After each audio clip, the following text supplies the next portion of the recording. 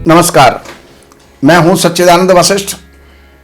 सज्जनों, हमारे सामने कई बार ऐसे ऐसे प्रश्न आ जाते हैं, लोग पूछ बैठते हैं कि हमारी आयु कितनी है।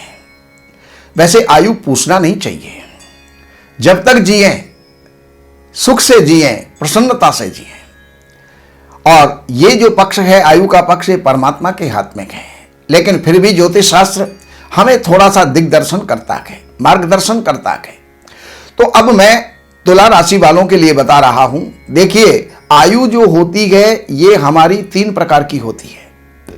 अल्पायु होती है, मध्यमायु होती है, पूर्णायु होती है। अल्पायु 32 वर्ष तक होती है, मध्यमायु ये 64 वर्ष तक होती है, और इसके ऊपर जितने भी वर्ष हम जीते हैं वो पूर्णायु कहलाती है। कभी कभी कुंडली के अंदर जन्म के समय पर अवलोकन करने पर, देखने पर पता चलता है कि बालारिष्ट योग है।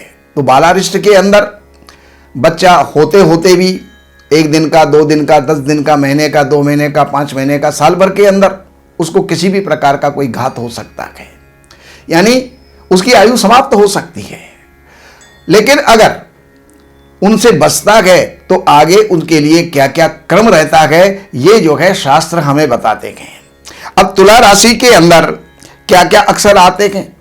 रा, री, रू, रे, रो, ता, ती, तू, ते, ये 9 अक्षर हैं जिनके अंदर तुला राशि होती है।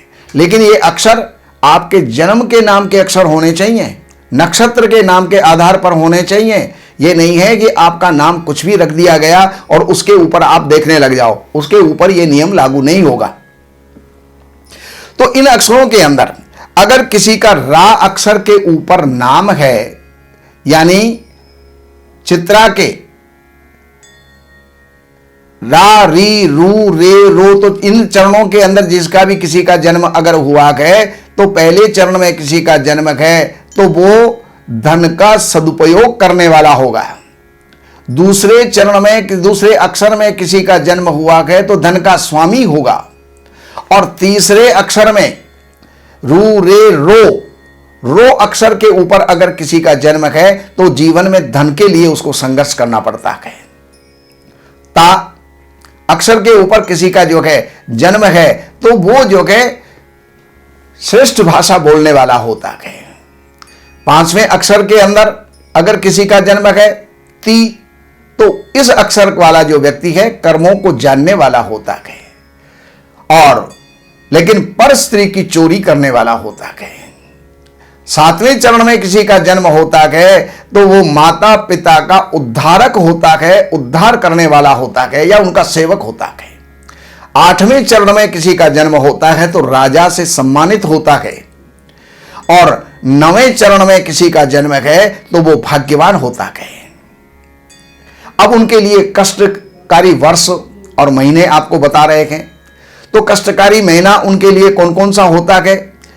पहला महीना, चौथा महीना, चौथे महीने के अंदर, और उसके बाद 16वें वर्ष में अंगरोग,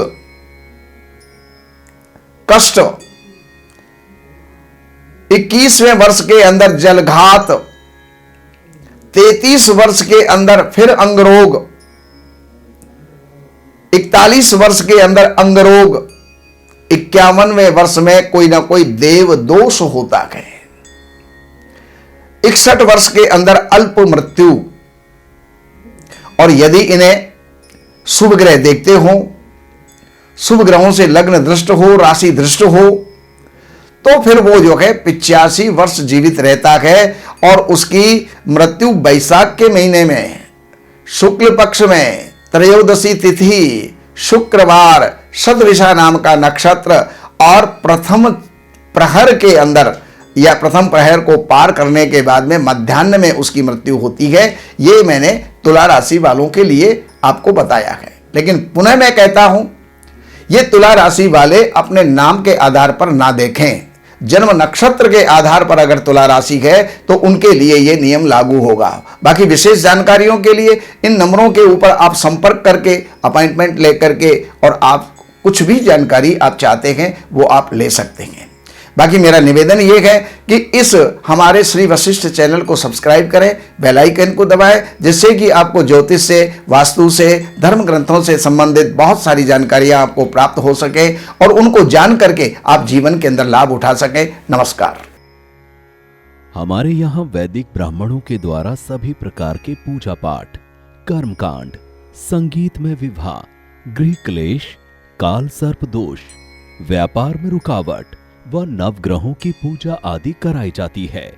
हमारे संपर्क सूत्र हैं 7838898421। देवज्ञ सच्चिदानंद वशिष्ठ जी से वास्तु, ज्योतिष, वैदिक अनुष्ठान, पूजा पाठ, महामृत्युंजय पाठ, शतचंडी पाठ, बगुलामुखी पाठ, भैरव अनुष्ठान आदि, राशि रत्न, रुद्राक्ष, कवच आदि हेतु संपर्क करें। हमारे संपर्क सूत्र हैं 7838898421। हमारी वेबसाइट है www.shrivashishth.com।